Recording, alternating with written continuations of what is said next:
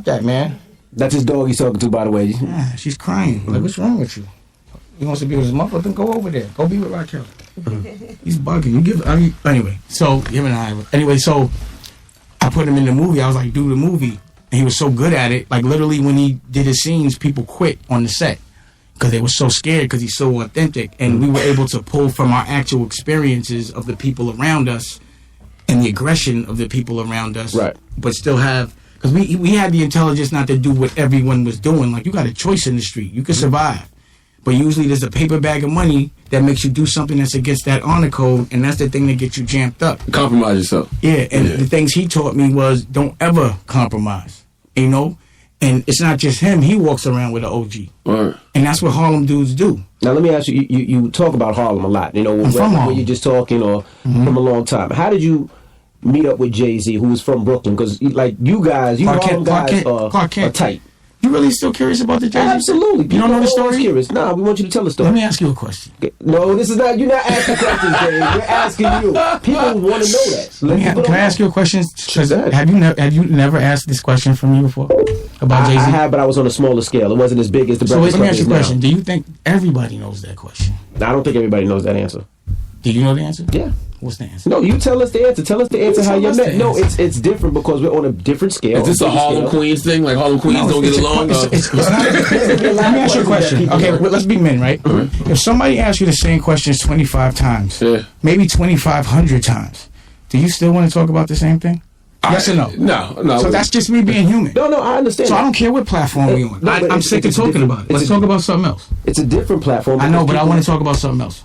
Yeah, but I'm sick of that question. I just told you. Next question. Okay. That's cool. No more Jay-Z questions. I answered them all. I want to talk about you say your OGs. You talk about your counsel. Like, I always wondered who was your counsel. Like, when you would scream on other executives back in the day. Like, were those the guys you would go to and say, yo, was I wrong for that? I would never... Oh, for screaming on other executives? No, yeah. They weren't in my life at the time. But I had my crew and I had the people. See, the reason why I would scream is because it would be for me not putting my hands on them. See, the way I was taught, when you putting up money and someone doesn't do what you say or they owe you money, if you don't put your hands on them, then you can't be outside anymore. So you have to make examples out of people. So the yelling and the snapping and laughing at people I was taught to hurt people. But instead, I was also taught a smarter way to get at people. And that's one of the things that Daniel taught me. So, like, it would be the people that I'd be around and they would be straight, real tough. Gotcha. But I could just snap on them. We would snap all day. And instead of me having to kill these with guns, I killed him with jokes. And Daniel's a funny dude. You know, but when it came down to it, my knuckle game's proper. You know, in my eyes, I'm not f***ing around. You know, I'm going to go all out for what I believe in. But I'd rather laugh at you than shoot you. I'd rather make a movie. I'd rather talk to you disrespectfully than have to punch you in your mouth for disrespecting me. That's what I was taught. So that's the way I was able to maneuver. So instead of going to get my gun, I was able to use my logic. And just like math, everything is simple math. You ask me a question 25 times just because you want everyone else to know. I don't care. I'm sick of answering that question. Period. So I don't want to talk about another man all day. Y'all want to talk about other things. You know what I mean? Period. It's not, men don't want to talk about other men. It bugs me out. Why are men so curious about other men? That makes no sense. I'm never worried about other men that much. Let me ask you as a woman. Why are men so worried about other men and how...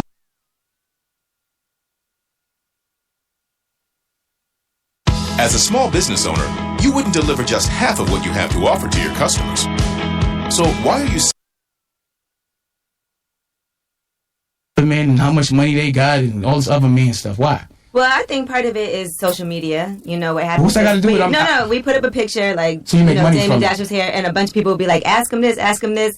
And it's true. It's a money thing. It is true that people ask the same questions because some people might not have heard the answer. It'd be one person. Everybody heard this answer. Well, no, I will say this. Everybody knows my history with Jay. I already said, listen, let me just say something. Y'all saw my other interview. I already told you the reasons why I don't want to talk about that, man. You got one of them hats on right now. I told you why. Because look at the guys right here. I told you why. Get off of that man. Pause. You asked that man. Y'all never asked that man no questions about we did. We definitely did. What did he answer? He did. He seemed like y'all had I just don't want to talk about those days. That was 15 years ago. That's still how y'all make money? No, I agree with the that. reason why, listen, if y'all still making money off of old substance, now how are you going to grow? No,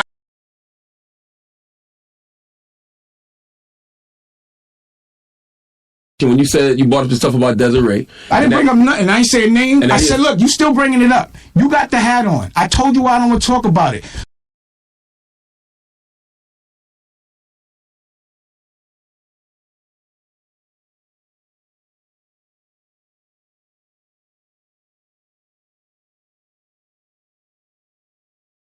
Where I'm from.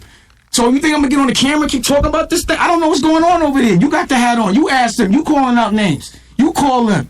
Don't use me so you talked about it, so you want to talk about other things. But you did talk about, I would say you were the bad guy at one time. But that was your job. No, the reason I'm asking... Nah, I wasn't the bad guy. I was the good guy. I was the bad guy to the bad people. Right. I'm the good guy to the good guys. Trust me. I'm always going to be a bad guy to somebody. Listen. Let me ask you a question. If I beat the shit out of you, and you a f***ed up dude, you did something bad, but in your mind, I f*** you up, am I a bad guy? If I did something bad, no, not at all. To that person that got his ass whipped, I am a bad guy. To the person that got his ass whipped, but that's what I'm saying. So hold on. So I'm walking. No, but look, I'm walking around whipping ass. Mm-hmm. Somebody gonna say I'm a bad guy. Right, absolutely. Pause. Mm-hmm. You know what I'm saying? I didn't say whose ass. He said sweat mentality. That's sweat mentality. You know you ain't beating the whipping game. Like, All right. Well, anyway, so I'm saying I'm gonna be a bad guy. It's all good guy. Like Batman, they said he was a bad guy, but he's a superhero. Everything that fights, they said Jesus was a bad guy. Mm-hmm. Right or wrong? Yeah. Like, what do you get, right? It's a joke I'll be saying, but I made it up, right? Yeah. What do you get when you have a dinner with a bunch of people that you're guiding and taking care of? What? Hung up on a cross. Because that's what they did to Jesus. Mm-hmm. So you've seen men violate God. Mm. So all men gonna violate everybody. Here's a question I have. How come there was no women at the Last Supper? I'm asking you. I don't know. Why? You never thought about that? No, I never did. See, that's the questions I'd be wondering. Maybe they was in the kitchen cooking. Nah, because I don't know what was going on. Bottom line is, see, that's why you got violated. Mm. You ain't got no women around watching your back. You're getting violated. Mm. Period. The Bible is 3,000 pages about stories about men violating God.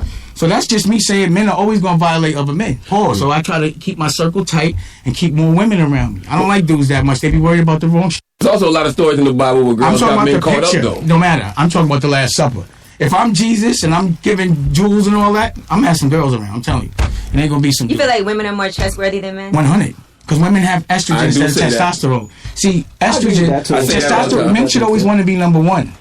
A man should always want to be in the... He has nuts. His job is to go make women pregnant and to go take care of his woman, to go eat, to be the champion. So he's supposed to be number one. Like me, us three sitting here, no matter what, he knows he can have this slap. He knows he can have it. Pause. In Harlem, we always think we supposed to think that. Because that's what real men think. You know? And that's what testosterone breeds. You can't hire a bunch of men. They're going to resent you. You know what you get when you give a bunch of men stuff? They resent you for that. They want to kill you because they want to be the boss. If a man doesn't want to be the boss, then he's not a real man. Every real man wants to be a boss. Who do the girls like? The boss. So everyone that has girlfriends, they're going to keep their girls away from the boss because she's the most appealing, right? Is that one of the reasons you've had a lot of problems with? I don't know why. I've always been the boss. I don't know. Those are not problems for me. When men don't want to be around, that's better for me. I run into their women other places. It's all right. You know, like when a man talks bad about another dude in front of a woman, that's because he's afraid that the woman likes the other dude. Mm. So the more men or women or men talk about me, that's the good guy. It's all about perspective. I'm the good guy. My home. Have I ever been the bad guy at home?